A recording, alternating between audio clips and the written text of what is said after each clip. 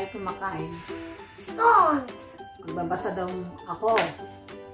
It's about... So, our topic for today is all about the solar system and planet Earth. Ito yung bago niya pong libro po, Momshie. As Born Beginners, Science. So, napakadami pong libro na naman po na babasahin po namin. Ito po, start na natin po. Don't forget on Meowie Cat Boy. Habang kumakain daw siya. Reading. So, the solar system. So, before that, what is solar system? Means some place with lots of planets. Okay. So, what is planet? Mercury, Venus. So, a huge mass of rock or gas in space that moves around the sun. So, before that, we start to read. The Earth is a planet. It's a huge round lump of rock floating in space. The Earth is one of the 8 planets that travel around the sun. The sun and the planets are called the solar system. So what do you call the solar system? The sun and the planets. Okay. So the Earth is one of The planet. One of 8 planets. okay. Travel around the Sun. This is what the Earth looks like from space. No need to show you. What's out there? The planets in the solar system move around the sun. So this one. And the sun, the Mercury, Venus, Earth, Mars, Jupiter, Uranus, Saturn, Neptune, Pluto. Pluto is not a planet. Okay. Yes. Pieces of rock called asteroids travel around the sun too. The planets are shown close together in these pages. Really, they are very, very far apart. As well as planets, there are lots of other things that move around the sun, from a speck of dust to dwarf planets such as Pluto. So, Pluto called what? Dwarf planet. Huh? Dwarf planet. Okay, how it started? Scientists think that the solar system formed millions and millions of years ago. It began as huge clouds of gas and dust in space like this one. So no need to explain. The swirling clouds of gas and dust slowly got thicker and thicker. Part of the cloud heated up, making a hot ball of gas. This became the sun. So over millions of years, the gas and dust spun around the sun. Gradually, the dust and gas joined together to make the planets. So this is in the middle. The sun is a massive ball of burning gas called the star. So what they call the sun is a massive ball of burning gas? Star. It gives the planets all their lights and heat. The sun looks so big because it is closer to the Earth than other stars. This is what its surface looks like close up. So jets of hot gas shoot out and fall back in long loops. Some parts of the sun are not as hot as the rest. These are called sunspots. Huge explosions are known as solar flares. So what do you call the huge explosion? Solar flare. Very good. Never look directly at the sun. Its light is so strong it's called damage your eyes. Okay? Remember that one, huh? Moving planets. Each planet travel along its own path. What do you call that one? On top. What do you call the... Each planet travels along its own path. What do you call that one? Orbit. Okay? Around the sun. They take different lengths of time to move all the way around. This is the orbit. So Earth takes 365 days and nights to orbit the sun. This is one a year. So, how many days and nights the Earth takes orbit the sun? 365 days. Okay? This is one year. What is the equivalent of 365 days? 2 years? 1 year. 1 year, 365 days. As the planet travels, they also spin around. When each planet spins, different parts have day or night. Light from the sun only shines on one side of the earth at any time. So this part is dark because the sun's light cannot reach it. This is night. The parts of facing the sun are lit up. This is the planet's day. So Mercury is the planet closest to the sun. So, which planet closest to the sun? Mercury, because as I can see the title. Its rocky surface is covered with holes called craters. Most of these were made by rocks crashing into the planet from space. Fast-moving rocks hit Mercury's surface, making deep holes. Lots of pieces of rock and dust flew up around the holes. So the rock and dust settled in thick layers around the craters. So what they call... its rocky surface is covered in holes. What do you call that one? Craters. Okay? In this photo, you can see a lot of round craters on Mercury's surface. The surface of Mercury is more than 4 times hotter than boiling water. Wow! So hot. So hot planet Venus is the hottest planet in the solar system. It is so hot because it is covered in a thick layer of clouds. This is the surface of Venus. The thick clouds makes the sky look orange.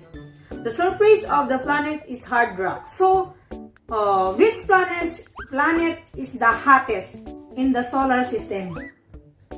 Venus, because we are water. And then the sun's rays pass through the clouds and the planet's surface warms up. The clouds stop the heat from escaping, so the planets get hotter and hotter. Venus is so hot, its surface glows in the dark. Wow. Leaving Earth, the Earth is made of rock and is surrounded by water and gases. It is the only planet where life is known to exist. Which planet we belong? Earth. Okay, so describe the Earth. It's made of water and gases. It is made of rock and is surrounded by water and gases. So the Earth has the right mixture of air, heat, and water for things to live. A layer of gases around Earth gives living things the air they need to breathe. In this photo, you can see big lakes and high rocky mountains on Earth's surface. The sun warms the planet. Plants grow in sunlight, making food for animals. More than half of Earth is covered in water, so everything needs water to live. So bright at night, the moon is big, round lump of rock that moves around the Earth. It is the brightest thing you can see in the night sky. There are millions of craters on the moon. In this photo, the biggest craters look like dark patches. So as the moon moves, the sun lights different parts of its surface. This is why the moon seems to change shape. When the sides facing Earth is lit up, you can see the moon as bright circle. Sometimes you can only see part of the side that is lit by the sun. When the sun shines behind the moon, you can see the bright side, so it looks dark. In 1969, astronauts landed on the moon in a spacecraft. So the red planet. Mars is cold and rocky planet. Which planet is called cold and rocky planet? Mars. Its surface is covered in red dust. Scientists have sent vehicles called rovers to Mars to take photos of the surface. A rover was packed inside a spacecraft and flown from Earth to Mars. So airbags protected the spacecraft as it landed on the planet's surface. So this is a photo of Mars surface taken by a rover. Wow. So the dust storms on Mars can last for months. So the spacecraft opened up and scientists sent signals to drive the rover out. So the rover drove around, sending information back to scientists on Earth. Okay na. Gas giant. Sit down. Jupiter. So, Jupiter is the biggest planet in the solar system. It's a huge round mass made mostly from gases. So, this right you can see here are bands of different gases. So, which planet is the biggest in the solar system? Jupiter. Jupiter has over 60 moons moving around it. All the moons are made of rock and ice. So how many moons of Jupiter? 60. Wow, so bright. The rocky surface of Europa is completely covered in a layer of ice. Yes. Ganymede is the biggest moon in the solar system. It is bigger than Mercury. So what is the biggest moon in the solar system? What do you call that one? Ganymede. Always remember, there is a huge storm on Jupiter that has been raging for thousands of years. Okay, remember that, Yes. Rings planet. Saturn is huge planet made mostly of gases. It has millions of pieces of rock and ice moving around it. From far away, these look like solid rings. This photo was taken from a spacecraft that scientists sent to fly around. Wait, you sit down na. I want to show you. Cheche, just show. Oh, this is Saturn, have a ring. So in 1997, a rocket took off from Earth. It was controlled by computers. When the rocket was far above the Earth, a probe blew away from it. Like, sit down. The probe reached Saturn and started to fly around and around the planet. It seen close-up pictures of Saturn and its ring back to Earth. So this is it's all about Saturn. Distant planet. Uranus and Neptune are huge gas planets. So describe Uranus and Neptune. Huge Gas. planet. This Uranus, it has faint rings around it made from millions of specks of dust. Uranus spins differently from the other planets. It looks like as it has been knocked on its side.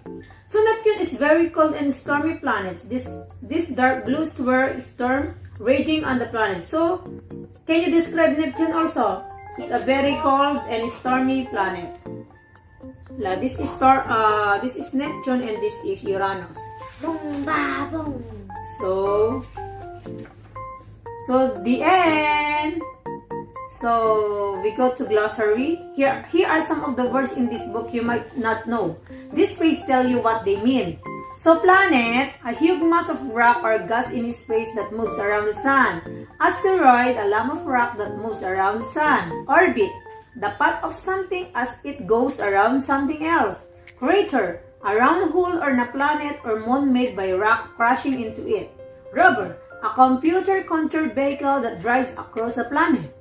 Probe, a computer-controlled spacecraft sent to explore space.